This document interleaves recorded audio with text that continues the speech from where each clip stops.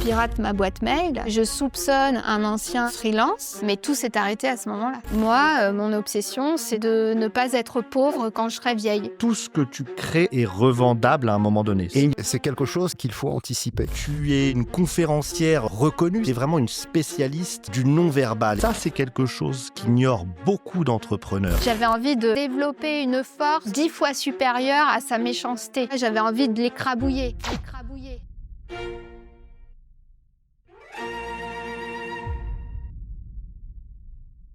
Bonjour et bienvenue dans ce nouveau podcast du Clash au Cash, le réveil juridique des entrepreneurs, des entrepreneuses bien sûr également, puisque aujourd'hui nous avons la chance d'accueillir Olga Siesko. Bonjour Olga, bienvenue. Salut Henri. Bonjour Olga. Salut Jean-Philippe. C'est un grand plaisir de t'avoir parce que tu es une conférencière reconnue, c'est ton métier la conférence. Tu es également intervenue dans les cadres d'enquête pendant 8 ans auprès de la police judiciaire. Tu donnes de nombreuses conférences et tu es vraiment une spécialiste du non-verbal. Est-ce que tu peux nous en dire un peu plus sur justement cette spécialité du non-verbal? Qu'est-ce que ça recouvre? Quel est exactement ton métier, Olga? Moi, je suis spécialisée dans le langage corporel. Donc, il s'agit de décoder les gestes et quand tu es avec un interlocuteur, de mieux le comprendre au-delà des mots et de savoir si la gestuelle est cohérente avec ses propos. Donc, finalement, ça intéresse tous les métiers, que tu sois thérapeute, avocat, manager, recruteur. Il y a un intérêt, même dans la vie personnelle, il y a un intérêt à mieux comprendre les gens. Est-ce que c'est pas trop fatigant finalement, de pouvoir décrypter comme ça le langage corporel des uns et des autres? Est-ce qu'il y a un moment donné où tu peux couper ou te dire non, j'arrête de lire ce que la personne est en train de me dire par ses gestes? Ou est-ce que finalement c'est quelque chose que tu ne peux pas arrêter, un processus que tu ne peux pas arrêter? C'est une question qu'on me pose souvent. Même des personnes qui veulent apprendre, elles ont peur d'être obsédées par la lecture de la gestuelle. Mais finalement, il faut imaginer que c'est un peu comme quand tu apprends à lire. Tu lis après de manière très naturelle et ça t'obsède pas dans la journée de savoir lire. La gestuelle, c'est un peu pareil. C'est-à-dire que de manière très naturelle, il y a comme un filtre quand il y a aucun intérêt à décoder. Finalement, tu es avec tes interlocuteurs de manière détendue. C'est juste que après tu apprends quand tu vois des choses, quand tu as conscience que tu vois quelque chose, tu as conscience aussi que des incohérences ou que des imprécisions, il y a rien de grave à ça. Si je te dis que je suis arrivée à 10h alors que je suis arrivée à 10h10, ok. Et alors? Voilà. Et est-ce que là, par exemple, au moment où on se parle, tu es en train de maîtriser justement ta gestuelle? Est-ce que justement ça ne devient pas quelque chose d'obsédant ou alors au contraire, non, parce que moi, tu nous reparleras de ça pendant le podcast, mais j'ai souvent entendu dire qu'en conférence, il fallait être le plus spontané possible. Justement, comment tu maîtrises ça? En fait, il y a quand même un secret. À savoir, c'est que pour être impactant, charismatique, ou quand tu es sur scène ou quand tu es en entretien, l'idée, c'est plutôt de travailler ton intention. Parce que tes gestes, après, ils vont suivre. Donc, tu dois plus travailler ton assurance, la confiance en toi, ton sujet, pour ensuite spontanément le transmettre. Par contre, si tu travailles uniquement une gestuelle, mais que derrière, au fond de toi, tu ressens pas les choses, tu vas ressembler à une marionnette, comme parfois certains politiques sont. Et on va au clash, là. Et du coup, voilà. Et en fait, il faut travailler son intention et les gestes suivent ensuite. Ok. Et je ne maîtrise pas donc ma gestuelle. De toute manière, vous pouvez retrouver Olga sur les réseaux sociaux où tu donnes pas mal de techniques sur tous ces sujets-là. D'ailleurs, tu es extrêmement suivie sur les réseaux sociaux, tu as beaucoup de succès. Tu as combien d'abonnés sur Instagram? Alors sur Insta, je suis montée à 133 000 personnes. Okay, c'est vrai que ça fait beaucoup. quand tu y réfléchis. Et dis-nous un petit peu plus justement, comment est-ce que c'est une force dans ton business aujourd'hui? De quoi tu vis? Est-ce que justement s'appuyer sur les réseaux sociaux, ça participe de ton succès, de ta notoriété? Tu peux nous en dire un peu plus là-dessus? Après, on viendra un peu sur les questions d'ordre juridique, hein, puisqu'on n'oublie pas que ce podcast est juridique, mais c'est très intéressant aussi de s'intéresser aux entrepreneurs et aux entrepreneurs à succès. C'est aussi ça l'objet de ce podcast. Finalement, moi, j'ai 3 activités que j'ai développées avec le temps, les opportunités. Je me suis toujours adaptée. Donc, moi, au départ, je donnais des formations sur le langage corporel au sein d'associations de chefs d'entreprise. On m'a demandé de faire des conférences. J'ai dit oui, j'ai adoré. J'étais plutôt douée, faut croire, parce qu'en fait, j'ai eu après de plus en plus de demandes et je n'ai développé que cette demande de conférence. Donc, je tiens à dire que je suis une conférencière professionnelle. C'est-à-dire que c'est ma première source de revenus. Et comment t'en es arrivé à être conférencière en fait initialement? Parce qu'en général, on est conférencier parce que... Enfin voilà, c'est quoi ton histoire en fait? Comment t'en es à ton parcours? C'est une rencontre. Vous voulez mon storytelling? Donc, moi, je vais essayer de la faire courte, mais je vais à l'origine. Okay. J'étais prof de marketing. J'ai un collègue qui me dit « Tu devrais acheter tel livre pour les vacances ». Je vais à la Fnac et je me retrouve avec un livre qui s'appelle « Les codes inconscients de la séduction ». Pas très épais, plein d'images, parfait pour moi. Hein, je suis pas une grosse intello. Et donc, là, je viens de dire que les gens qui aiment lire sont des gros intellos. Mais bon, bref, c'était pour la plage. Et là, je découvre la communication non verbale d'une manière que j'avais jamais su et j'ai adoré. Et je me suis dit, mais j'ai envie de faire ça, j'ai envie d'enseigner ça. Je contacte l'auteur. Je pense qu'il a eu peur parce que j'ai fait une déclaration. D'accord. Il m'a dit, je vis au Canada. Ça m'a paru très loin. On garde le contact. Ensuite, je me forme pendant 3 ans parce qu'il vient en Suisse. Et là, la Suisse me paraît toute proche. Donc, j'ai la chance de pouvoir me former un week-end par mois pendant 3 ans. À la fin, j'en avais marre. Hein. Autant vous dire qu'à la fin, je commençais à... Voilà. Mais à cette époque, j'étais obsédée par ce côté... fascinée par ce côté recherche de la vérité, les signes de mensonge. C'est vraiment un thème qui me plaisait beaucoup et je me voyais travailler que pour la police. J'ai frappé à toutes les portes, mais vraiment, vraiment partout. Et j'ai eu l'opportunité de donner des cours au CNFPJ, qui est le Centre national de formation de la police judiciaire. Soyons clairs, je gagnais 11 € de l'heure. Pour une journée, ça me faisait 70 € et j'étais pas indemnisée pour mon transport, rien du tout. Donc, que dalle, payé 20 mois plus tard. Donc, vive l'État. Hein, soyons, voilà. Ça, c'est la réalité du terrain. Bien sûr. Voilà. Donc, j'ai fait ça pendant un temps parce que j'ai trouvé ça très valorisant. Mais quand tu bosses avec la police, t'enfiles pas des perles, quoi. C'est quand même un milieu super noir. Tu vois des choses, effectivement, qui doivent être extrêmement dures. Le vivant, En fait, on a un rapport au quotidien, nous, avec les forces de l'ordre dans notre métier d'avocat. On voit un autre aspect aussi, mais c'est sûr qu'on... Ah, je pensais que vous occupiez que d'entrepreneurs. Effectivement, on fait aussi du pénal en matière de cybercriminalité. Oui, je suis un enfant de cœur, quoi.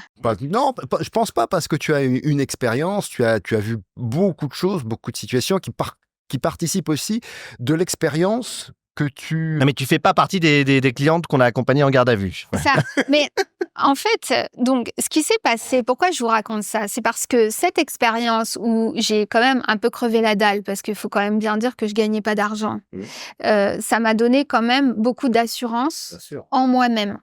Parce que quand même, ce sont des gens qui sont hyper sceptiques et qui m'ont fait confiance et qui m'ont énormément valorisé, qui m'ont demandé mon avis, qui m'ont après ressollicité, etc.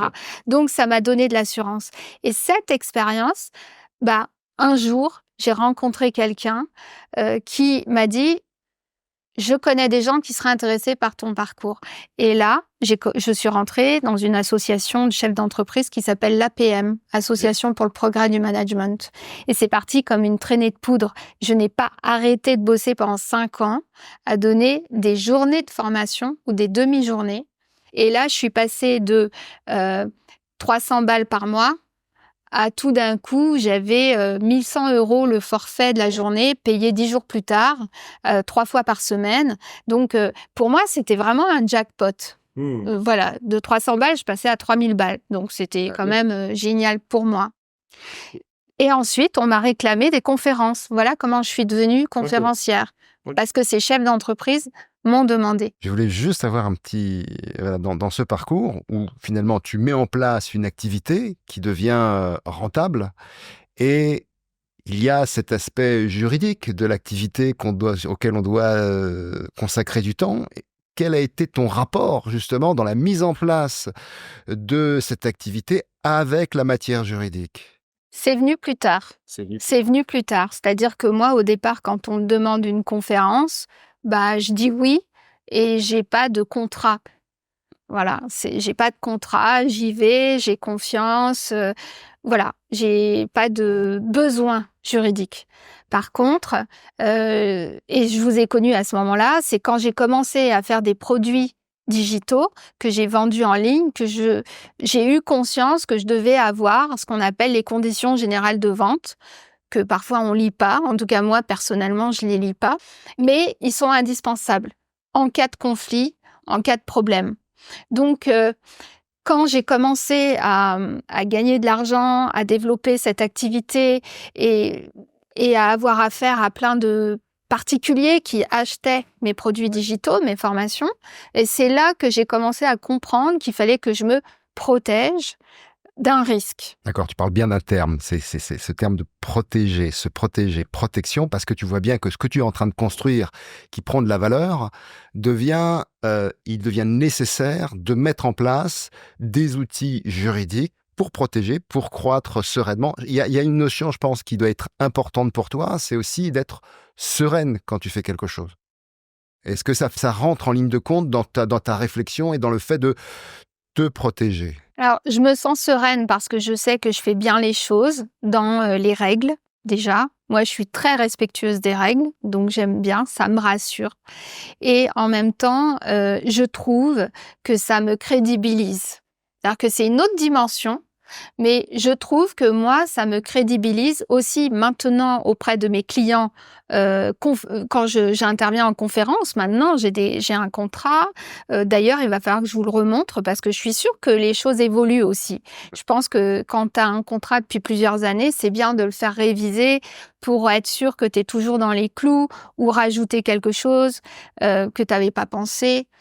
Tu vois, par exemple, maintenant, il faudrait rajouter, si on me filme, je veux le savoir avant. Je te rappelle que tu as signé une session de droit à l'image avant de rentrer dans cette pièce où tu étais filmé.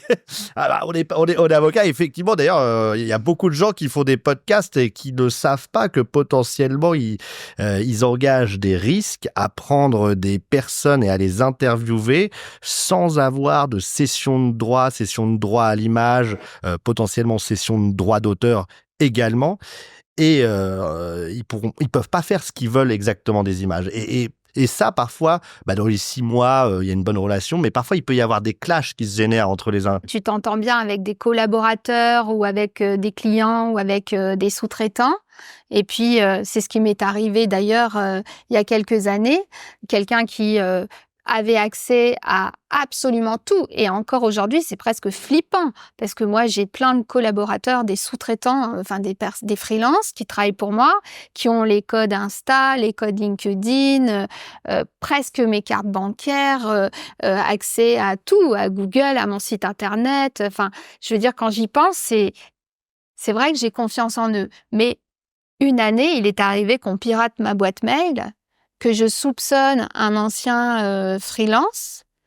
Et c'est, je pense, grâce à une lettre que vous lui avez adressée, où il a été offusqué, mais tout s'est arrêté à ce moment-là. Oui, ça vaut parfois le coup d'envoyer un courrier d'avocat parce que ça permet d'acter les choses, de frapper un grand coup. Voilà, exactement. Et en même temps, je me souviens très bien, je me souviens plus du pourquoi, mais je vous ai contacté peut-être il y a 1 an, parce que j'avais dû être critiquée sur les réseaux.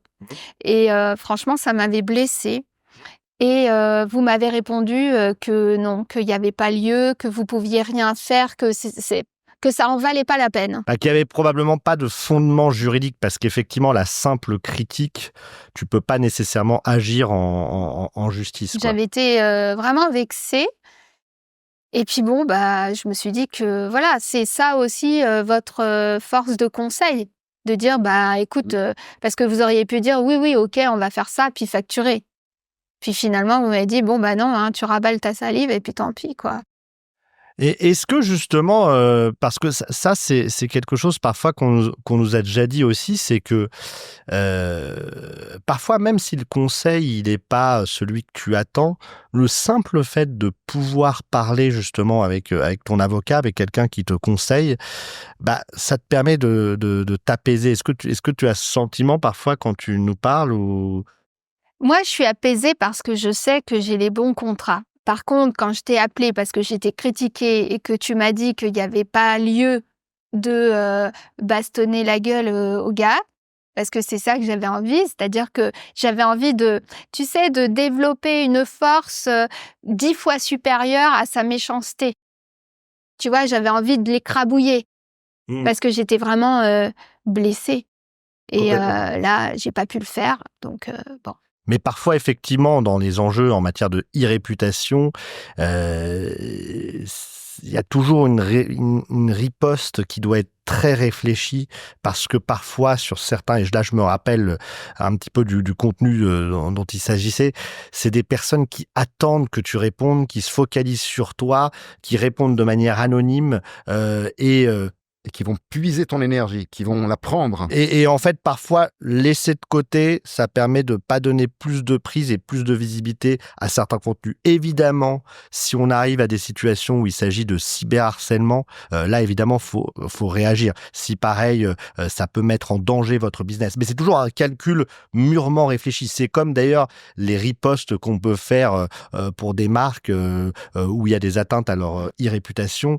Il faut, il faut réagir, mais il faut le faire de manière extrêmement adroite. Et ça, c'est un exercice que moi, j'apprécie pas mal, cet exercice de réaction en matière d'atteinte à l'e-réputation qui est en même temps juridique et en même temps communicationnel. Moi, aujourd'hui, je me protège de ces critiques parce que on peut pas éviter. Même, j'envoie une newsletter. J'ai à peu près aujourd'hui autour de 20 000 personnes qui sont inscrites. Mais là-dessus, c'est d'ailleurs une question que j'ai parce que souvent on dit que, en tout cas moi j'entends des témoignages et je l'ai vu aussi dans des dossiers concrètement, que quand on est femme, on est plus prise à partie, on nous envoie même parfois des messages obscènes. Est-ce que tu peux témoigner là-dessus? Est-ce que c'est ton cas toi ou pas spécialement? Non. Par contre, il est arrivé, j'ai pas d'exemple précis, mais je sais qu'une de mes tactiques est de supprimer le message quand quelqu'un fait un message. Je supprime et je bloque. Je supprime et je bloque. Je comprends. Est-ce que tu as un souvenir plus marquant? Alors, tu nous avais évoqué cette situation d'une personne, un prestataire qui était avec toi, qui avait accès à beaucoup de choses et il avait fallu qu'on intervienne. Est-ce que tu as un souvenir particulier qui t'a permis de prendre conscience de l'importance de la matière juridique et du fait de devoir te protéger? Est-ce qu'il y a un événement particulier qui t'a conduit à cela? Quelle est la prise de conscience que tu as pu avoir à ce moment-là? Ouais, c'est important la question, Jean-Philippe, parce que c'est vrai que notre podcast, c'est du clash au cash, et puis c'est le réveil juridique. C'est à quel moment tu as eu ce déclic, ce réveil que le juridique pouvait être important? Est-ce que c'est diffus ou c'est vraiment un événement particulier qui t'a conduit à te mettre la mise en place d'un business Ouais, aussi. c'est la mise en place d'un business, en fait. Okay. C'est quand j'ai commencé à vendre en ligne que je devais avoir des conditions générales de vente, que j'ai compris que la vente à des particuliers, même si moi, j'étais de bonne foi toujours, je pouvais, moi, avoir affaire à des gens qui étaient de moins bonne foi. Et du coup, voilà, je respecte, tu vois, par exemple, je sais qu'il y a ce délai de 14 jours, donc je discute jamais pour rembourser si ça arrivait, etc. Mais c'est plutôt s'il y avait un souci, là, je sais que je fais les choses bien, que je suis dans le cadre, que j'ai rien à me reprocher.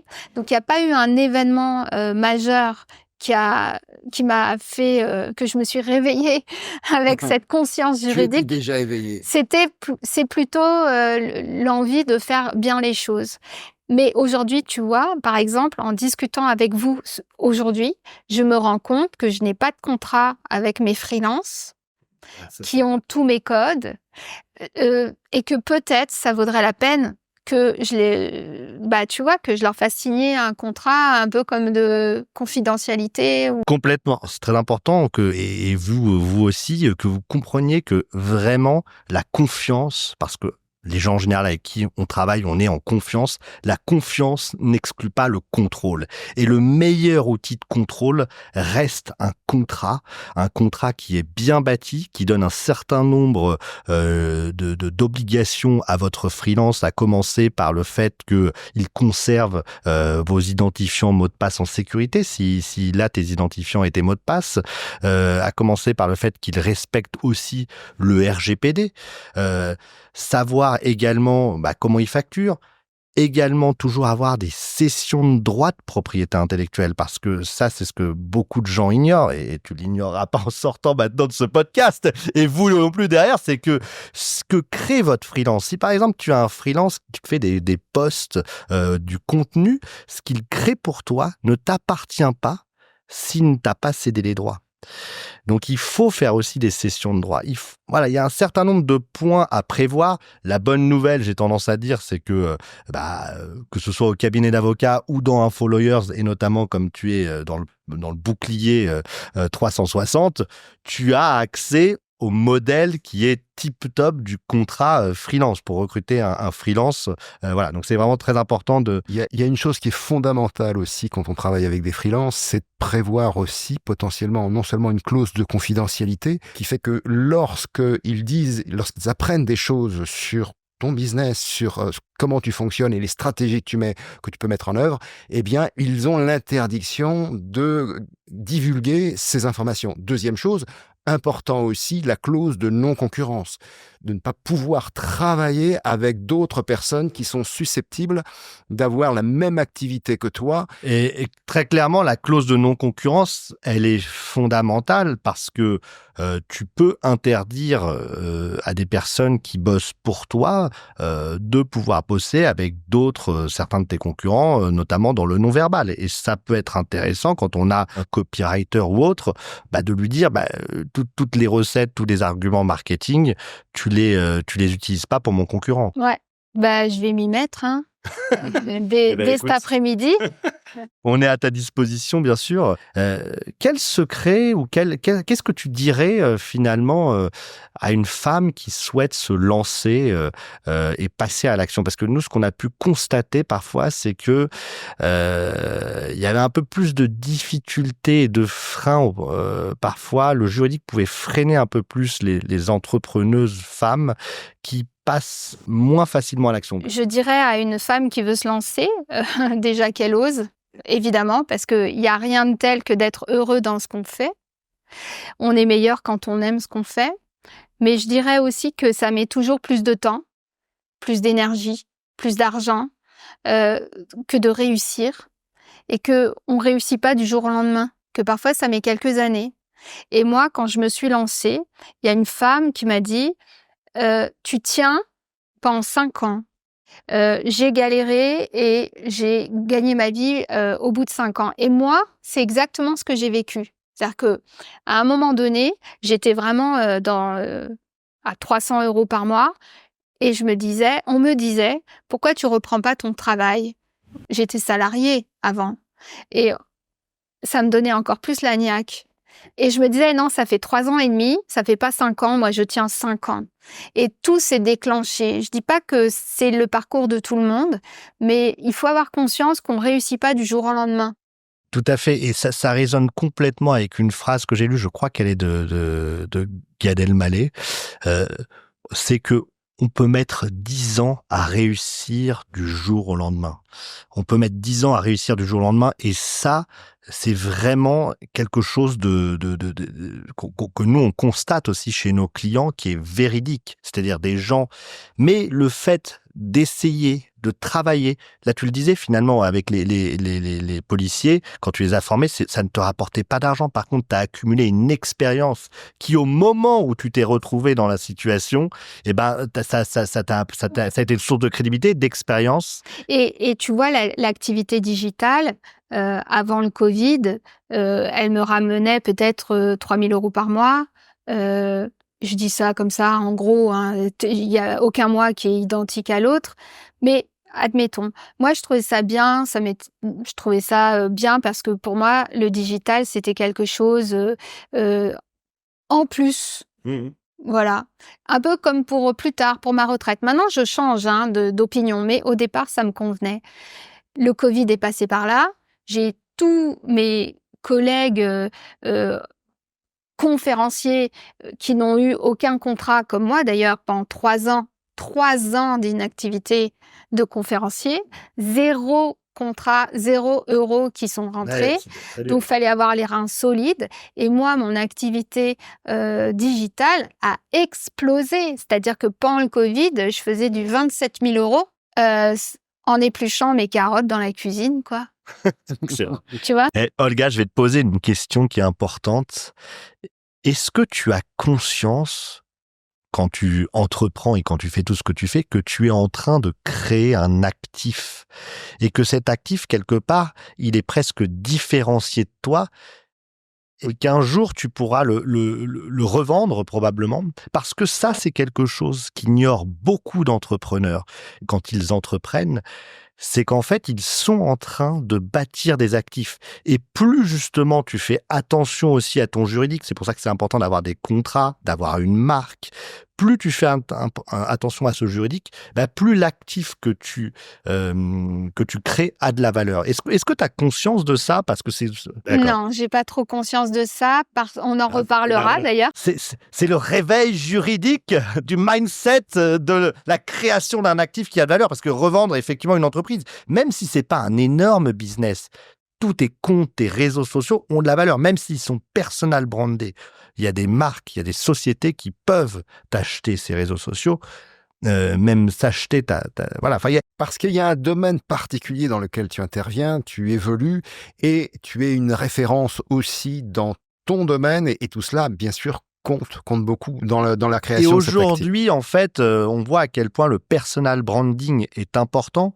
Et clairement, en fait, tout ce que tu crées a de la valeur et est revendable à un moment donné. Et il y a même une stratégie, justement, passer du personal branding à quelque chose qui va justement te permettre de faire évoluer cet actif en quelque chose qui peut ensuite faire l'objet d'une revente. Et ça, c'est quelque chose qui se travaille aussi. Ça se travaille non seulement du point de vue marketing, mais ça se travaille également du point de vue juridique. Alors, Olga, tu nous parles de chiffres, d'évolution de ton chiffre d'affaires. Qu'est-ce qui a pu générer finalement ce succès, cette abondance qui est arrivée pour toi? Et comment, en fait, c'est grâce au digital, finalement, que tu as pu en arriver là? En fait, ce qui s'est passé, donc moi, je donnais que des conférences et j'étais très heureuse comme ça. Un jour, j'ai 2 garçons et un jour, un de mes enfants, après le bac, me dit qu'il aimerait partir au Canada faire ses études. Je trouve que c'est une super bonne idée parce que j'ai commencé à connaître après des Canadiens, les pompiers experts en incendie, etc. du Canada. Et je trouvais que c'était vraiment une bonne idée, mais j'étais divorcée et son papa, à l'époque, avait dit « Mais comment tu peux t'éloigner de nous? Je ne participerai pas. » Enfin bref, il a changé d'avis depuis, heureusement. Mais sur le moment, mon fils vient à la maison et me dit « Maman, je ne pourrai pas faire mes études à l'étranger parce que papa ne veut pas payer. » Oh, moi, ça m'a fait un choc. Papa ne veut pas payer, donc toi, tu n'es pas capable de payer. En fait, c'est ça qu'il était en train de dire sans le vouloir. Il se disait, voilà. Maman n'est pas... Alors que moi, voilà. Et du coup, j'ai fait une... Écoutez bien, j'ai fait une vidéo sur Facebook dans un groupe privé en disant, voilà, j'ai besoin de gagner plus d'argent et je ne sais pas comment faire. Wow. Et il y a un gars qui est venu à moi, qui m'a dit, toi, tu peux vraiment faire de l'argent sur Internet et je te propose de faire tout ce qu'il faut contre 10% de ton chiffre d'affaires. Et à l'époque, je me suis dit, donner 10% d'un chiffre d'affaires, je lui donne pas d'argent si je fais pas. Et j'ai commencé comme ça. Ok. Et il s'est déplacé, on a fait des vidéos, on a fait tout maison. Donc à l'époque, j'avais toujours pas de contrat. Ouais. Surtout pour un partenariat de ce type, c'est quand même. Et puis, c'est venu juste après finalement parce que donc cette personne, elle m'a tout monté. Moi, je ne gérais rien du tout. Et on a commencé, c'est là où je vous dis que j'ai gagné 1000, 2000, 3000 euros, alors que je ne faisais rien. Enfin, tu vois, c'était pas mon travail, c'était son travail. Et derrière, dans l'histoire, je trouve que tu as réussi aussi à démontrer que toi, tu pouvais le faire. Tu pouvais l'aider à vivre son rêve. Il a dû changer d'image par rapport à toi. Est-ce qu'il y a quelque chose qui a changé dans ses yeux? Alors, sur le coup, ça se voit. Enfin, c'est pas comme ça, il vient pas me dire maman, je suis fière de toi, mais Si tu vois ce podcast, fils d'Olga, n'hésite pas à lui mettre un petit commentaire sous la vidéo. Maman, je suis fier de toi, j'ai de la gratitude. je sais que mes enfants regardent en douce, mais ils me surveillent. Ah, surveille. bien. Et donc, je sais qu'un jour, donc maintenant, il vit au Canada, hein, il s'est installé.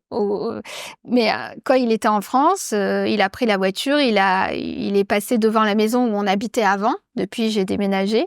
Et il m'a appelé en me disant, maman, tu sais, je pense à ton parcours et vraiment, je suis fière de toi. Je suis admiratif. Quel bonheur, quel bonheur. Ça fait plaisir, ouais. Quel bonheur et quelle source d'inspiration aussi. Finalement, c'est ça le plus beau, je trouve, la transmission qu'on peut faire. Mes enfants ont envie d'être indépendants. Mmh. Je sais pas si je trouve que c'est bien et en même temps moi j'ai été indépendante mais c'est pas arrivé tout de suite. J'ai d'abord été salariée puis c'est un parcours de vie.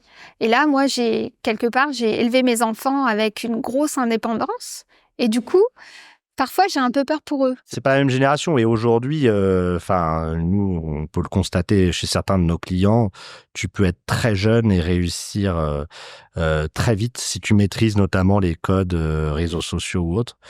C'est pas le cas de tout le monde, hein, je dis pas ça, Moi, mais je pense que par contre, peut-être que les jeunes, je sais pas s'ils y pensent, mais moi je pense beaucoup à ça, mais peut-être parce que alors je fais 53 ans dans quelques jours. on sera là, on te fêtera ton anniversaire. Et je pense beaucoup à mon avenir financier. Bien sûr. Et peut-être qu'il y a des jeunes qui font du fric sur le moment et qui pensent pas à la durée. Et moi, c'est ça qui m'obsède aujourd'hui. J'écris des livres, je les ai mis sur Amazon, je vais les traduire en langue étrangère. Bah voilà, tu crées un actif là. Exactement. Voilà, on va en parler. Hein. On dit souvent que ce qui se construit vite tombe vite et ce qui se construit lentement dure longtemps parce que justement, on a pris le temps de mettre en place des choses, on a mis le temps de construire et de faire les choses bien. Ce qui se construit vite, parfois, effectivement, peut s'écrouler finalement tout aussi rapidement. On a vu comme ça des fulgurances des chefs d'entreprise qui ont connu le succès, la gloire et qui sont retombés quasiment tout aussitôt. Il y a aussi dans cet aspect-là la construction qu'il faut prendre en compte et l'ensemble de l'armature que tu dois mettre autour de toi pour construire non seulement sur le plan juridique, certes, mais il y a également sur le plan marketing, sur le plan de la vision. Il y a des choses qu'on teste, on échoue. Est-ce qu'il y a justement des choses sur lesquelles tu as fait des tests, ça n'a pas fonctionné, des choses qui ont fonctionné et qui fait que peu à peu, tu as réussi à construire ce que tu es en train de bâtir. Oui, moi je teste beaucoup, je me plante beaucoup, je me remets souvent en question. Quand je fais une page de vente, alors je tiens à savoir tout faire, à ne dépendre de personne. Et quand je délègue, je sais faire. Quand même, je délègue parce que j'ai pas envie de le faire. C'est comme le ménage, j'ai pas envie de faire, mais je sais faire. C'est une grosse différence. Ce que je retiens du message que tu dis, c'est que tu as toutes les qualités de l'entrepreneuse. C'est-à-dire que tu passes à l'action, tu testes, tu retestes. Et oui, tout ce que vous faites ne marche pas de la première fois. Il faut tester et il faut, du coup, voir par rapport au marché, finalement. Si tu ne testes pas, tu n'auras pas de retour marché. Et du coup, il y a aussi cette notion d'adaptabilité, d'innovation qui forcément est fondamentale pour développer un business. Ouais. Et puis voilà, savoir des choses. Moi, je me respecte. Je sais que j'aurais pu faire plus d'argent en faisant des copywriting ou en payant des copywriters. En fait, sur le long terme, et même d'un point de vue commercial, on en parlait l'autre jour avec un copywriter très renommé. Et on disait que parfois de dire, écoute, tu n'es pas obligé d'acheter. Bah, ça donne encore beaucoup plus envie d'acheter, en fait. Je ne force personne. C'est une technique, ça. C'est une technique, je crois. Et... Est-ce que, Olga, il y a eu des erreurs juridiques que tu as fait dans ton activité? Bah, j'aurais dû, par exemple, avoir avec des freelances des contrats. Puisque quand j'ai eu ce problème avec celui qui avait piraté ma boîte mail, j'ai juste eu la possibilité de faire une lettre que vous avez faite qui l'a stoppé. Mais c'est vrai qu'on n'avait pas de contrat. Donc, je pense que ça, c'est une erreur. Voilà, c'est une erreur, ça, déjà. Après, des erreurs juridiques, non, je crois pas en avoir fait. En tout cas, j'ai pas eu conscience. Ouais, c'est ça. C'est-à-dire que, en fait, à un moment donné, il peut y avoir l'erreur où on voit qu'on la paye cash quelque part. Même, par exemple, aussi, potentiellement, ne pas optimiser sa fiscalité. Ça peut être une erreur qui, sur le long terme, coûte très cher. Vous faites ça aussi? On a au cabinet, effectivement, on travaille avec des fiscalistes qui sont compétents sur ces sujets-là. On a des premiers niveaux de réponse. Au démarrage, alors ce qui est souvent drôle, entre guillemets, c'est qu'au démarrage, il y a des personnes qui viennent nous voir en nous disant je veux pas payer d'impôts, je veux m'expatrier, alors qu'ils gagnent pas du tout d'argent. En revanche, si vous êtes en France et que vous commencez à être à plus de 100 000 euros de chiffre d'affaires annuel, oui, là, il faut se poser des questions sur son statut, sur s'il y a des optimisations à faire. Pourquoi pas acheter des locaux professionnels? Il y a des très belles choses à faire là, par rapport à ça aussi. On est dans la création d'actifs, création du patrimoine. Et de transmission aussi, il y a cette notion de transmission pour faire en sorte qu'ils ne se retrouvent pas embêtés, eux aussi, à devoir être confrontés, quand on s'en va, à des situations compliquées. C'est mettre votre entreprise, qui est parfois un petit peu ignorée, mais mettre votre entreprise au service de votre vie et au service de votre patrimoine. Parce que par moment, l'entreprise, elle bouffe le chef d'entreprise et il n'a pas cette conscience que l'entreprise, en fait, il faut qu'elle soit au service de sa vie. Donc, en fait, elle faut que, elle lui permette de générer de l'argent, 2, qu'elle lui permette de générer des actifs et du patrimoine, 3, qu'elle le rende en bien-être. Si tu n'as pas de bien-être avec ton entreprise, en fait, tu as une vie un peu atroce et on a des chefs d'entreprise qui sont D'ailleurs, je me suis fait une réflexion il n'y a pas très longtemps. Je me suis dit qu'aujourd'hui, je gagne bien plus qu'au début. Et parfois, j'ai la sensation de manquer plus d'argent qu'à un certain temps. Comment dire? C'est-à-dire qu'en fait, aujourd'hui, je fais travailler tellement de monde. J'ai tellement de dépenses, tellement d'abonnements, tellement de charges et que je peux pas éviter. Le pire, c'est ça. C'est-à-dire qu'en fait, en augmentant... il y a des effets de seuil, en fait, où parfois c'est plus simple de gagner, je dirais, 5 000 euros par mois par une activité totalement de freelance et d'avoir pas de charge que de gagner 15-20 000 euros par mois, mais en fait d'avoir... Tu parles de gagner, tu parles de chiffre d'affaires? Ouais, là, je parlais de chiffre d'affaires. Et en fait, c'est vrai qu'il peut y avoir une certaine lourdeur. Et en même temps, quelle chance et quelle gratification de pouvoir aussi avoir justement cette entreprise qui est capable de tourner sans moi. Je peux partir en vacances, je sais que j'ai des gens qui gèrent. Vous parliez de transmission tout à l'heure. Moi, mon obsession, c'est de ne pas être pauvre quand je serai vieille. Tu vois? Tout ça, c'est quelque chose qu'il faut anticiper. C'est-à-dire qu'il faut bien le visualiser, bien le prévoir. Tout ça, effectivement, fait partie d'un schéma qui peut se préparer, en tout cas. Ça revient effectivement dans ton discours, le fait de vouloir avoir de l'argent, de vouloir avoir de l'argent qui te protège. Et je pense que ce que tu mets aussi en place est plutôt positif, parce que justement, c'est la création d'actifs qui permet ça. C'est aussi le fait, encore une fois, j'insiste sur cette entreprise qui va pouvoir vivre un peu sans toi. Parce que ça, c'est un énorme actif. C'est comme si tu avais un bien immobilier que tu louais, tu en fais un peu moins. J'y avais pas trop pensé, mais parce que je pensais que le produit, c'était moi. Là-dessus, tu vois, c'est important ce que tu dis. Parce que nous, on a une cliente qui marche très bien en infoprenariat et aujourd'hui veut céder sa boîte. Elle veut céder sa boîte, mais c'est compliqué pour elle parce que justement, elle n'a pas mis en place tout ça. Elle n'a pas mis en place non seulement les aspects juridiques qui permettraient de protéger sa marque ou autre, elle n'a pas mis en place également, je dirais, les actifs qui sont un peu moins personal brandés autour d'elle. Et donc ça, c'est vraiment, et si vous êtes dans le même cas, réfléchissez à ça, réfléchissez à la création d'actifs et de valeurs qui soient moins dépendantes de vous. Et tout simplement, nous, on l'a aussi construit au cabinet, Jean-Philippe. C'est aussi construire finalement des choses avec d'autres, faire monter en puissance des collaborateurs. Alors, moi, par exemple, hein, je rebondis sur ce que tu dis. J'ai des formations en ligne. Ce sont des vidéos. Dans mon package de formation, je n'ai pas d'accompagnement. C'est pas moi. En fait, les vidéos, je pense qu'elles pourraient se vendre après moi. Oui, tout à fait. Tu vois, ce sont vraiment des formations vendables. Ouais. Mais il n'y a pas d'accompagnement, de webinaire ou de... Bien sûr, mais ça c'est déjà bien. Le business en ligne est un actif qui est fort, quoi, en fait, effectivement. On va peut-être clôturer ce podcast. N'hésitez pas à liker, à mettre un pouce bleu, à vous abonner pour avoir toujours plus de valeur, bien entendu, à partager sur les podcasts, à mettre des commentaires. On est preneur de tous vos commentaires. Merci encore pour votre fidélité. Et si tu avais le mot de la fin, quelque chose que tu souhaitais partager, que tu n'as peut-être pas encore dit jusqu'à maintenant, que tu n'as peut-être jamais dit ailleurs, qu'est-ce que ça pourrait être ? Écoute, moi, je suis ravie d'être ici. Peut-être que nos auditeurs ne savent pas que je suis quand même venue de Nice pour Paris pour faire cet enregistrement. C'est quand même une grande preuve de confiance et du fait qu'on s'entend bien. Et dire qu'on s'entend bien avec ses avocats, c'est quand même génial, non ? Merci à toi, Olga.